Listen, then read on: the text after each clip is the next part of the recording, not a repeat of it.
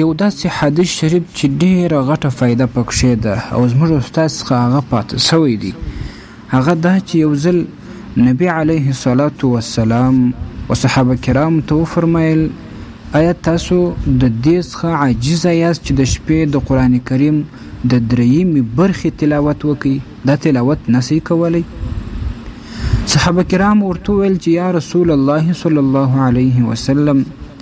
د قرآن کریم درېیمه برخه تلاوت کول ډېر وخت نیسي، دا څنګه؟ نبی علیه الصلاة والسلام ورته وفرمیل قل هو الله احد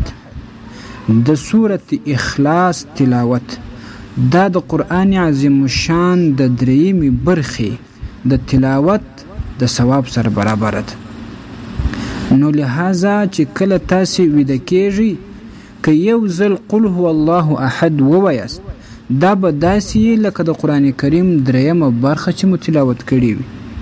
او که درې واره قل هو الله احد تلاوت کړي او بیا بیده سي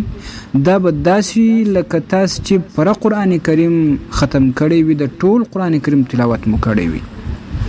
لهذا د خوب څخه مخکې د سورة اخلاص د هر چا یاد دی فقط درې واره تلاوت کړي او بیا بیده سي، نو هم به په سنت باندې عمل راغلی وي، هم به مو هره شپه دومره ثواب لاسته راوړی وي لکه پر قرآن کریم چې مو تلاوت کړی وي.